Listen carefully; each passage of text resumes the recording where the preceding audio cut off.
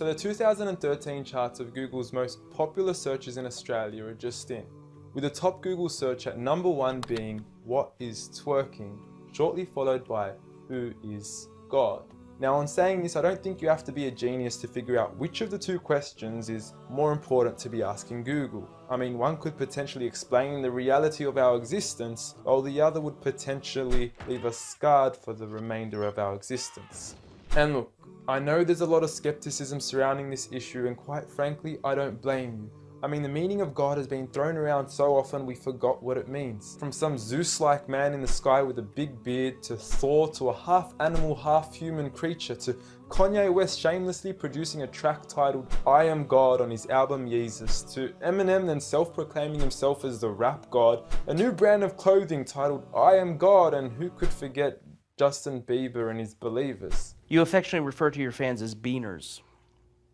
No, believers.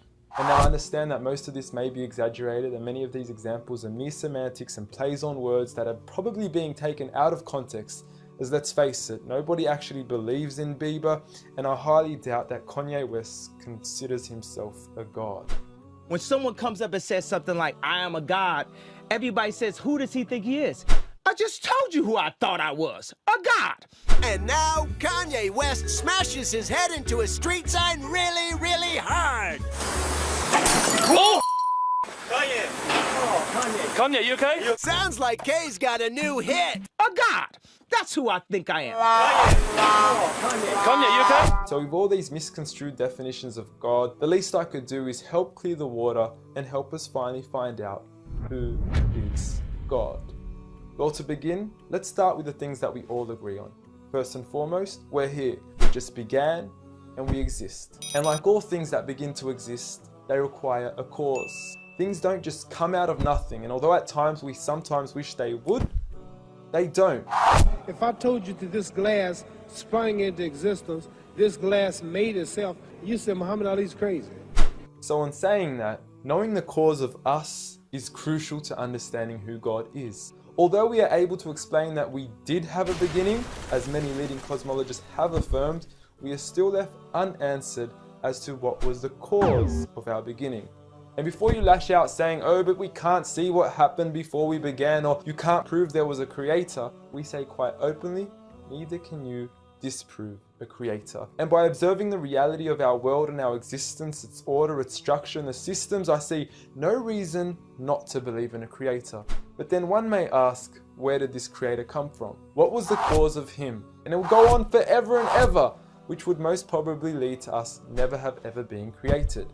So for God to exist, he must exist without a beginning, therefore not requiring a cause, making him eternal. He should also be transcendent from his creation and not bound by any of the realms he had created, whether it is time, space, or matter. For instance, when Steve Jobs makes an iPhone, he doesn't become the iPhone, he is separate. And of course, we could also argue that he is one. This makes the most sense, and it would also avoid any potential conflict between two disputing all-powerful gods with conflicting interests. But we still don't know which God is he. Are you Zeus? Are you Thor? Are you Yahweh? Well, if you agree with everything I've said up until now, you will realize that each of these gods don't fit into our established criteria of who God is. They are all created beings, they are not eternal, they have not created anything, they are dependent, and they require sleep, rest, oxygen, and food. So who is the one and only true God?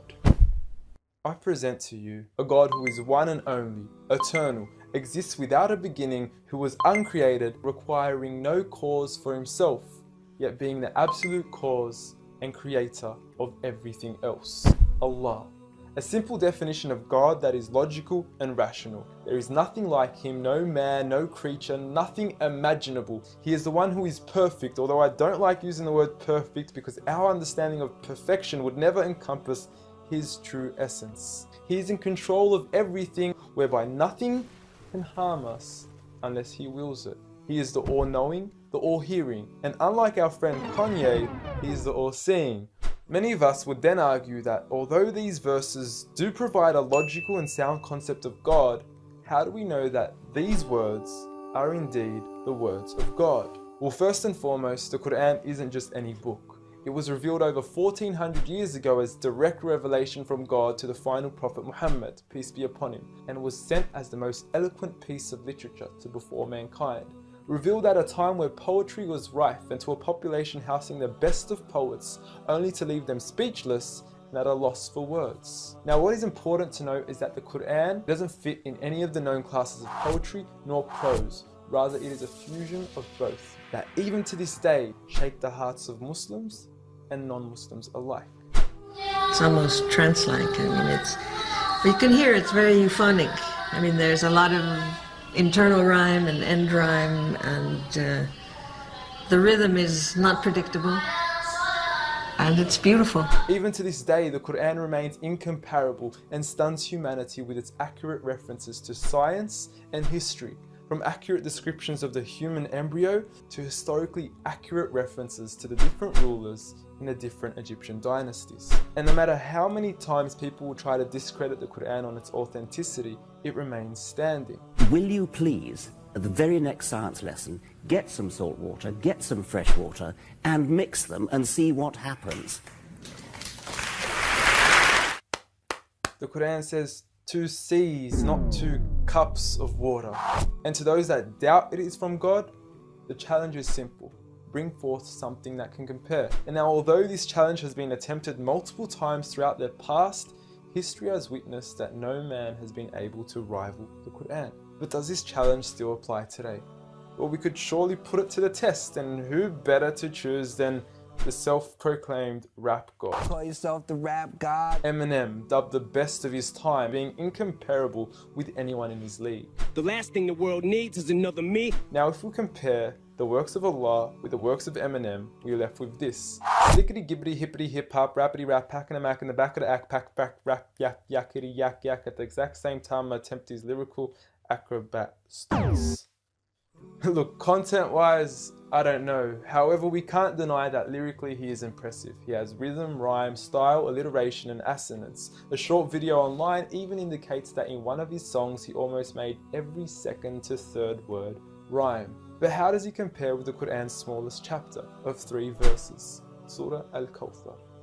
Now, in just 10 words, Allah is able to use over 30 linguistic and rhetorical devices, including emphasis, multiple meaning, grammatical shift, word order and arrangement, ellipsis, conceptual relatedness, intensification, choice of words, repetition, intimacy, exaggeration, and prophecy, along with many, many more. What's also important to note is that the linguistic devices in the Quran aren't just thrown about randomly. For instance, Allah would use palindromes strategically to describe the terms glorify your Lord and the orbiting of planets, as though both processes are occurring continuously, non-stop, one after the other.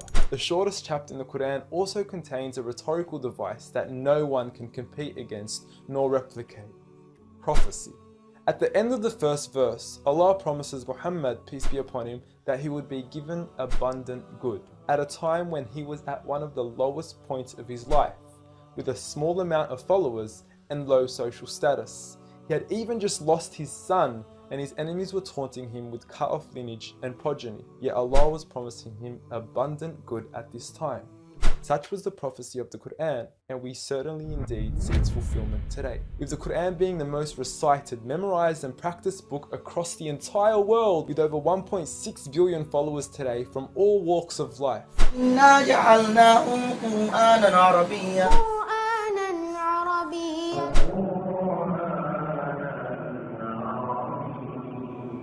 Now, I know many of you are probably thinking, okay, cool story bro, but what's the purpose of the Quran? Well, the importance is that it gives meaning to life, from our overall purpose of existence to why we're here and what happens once we die. God teaches us that each and every single one of us is being tested. We weren't created for mere play, we were created with a purpose, and that is to be obedient to God and His rules. Those who believe, there is reward, and those that don't and are arrogant, there is a punishment. And look, I apologize for trying to squeeze all this into one small video, but I've given you everything you need to know who God is and why we are here. So read.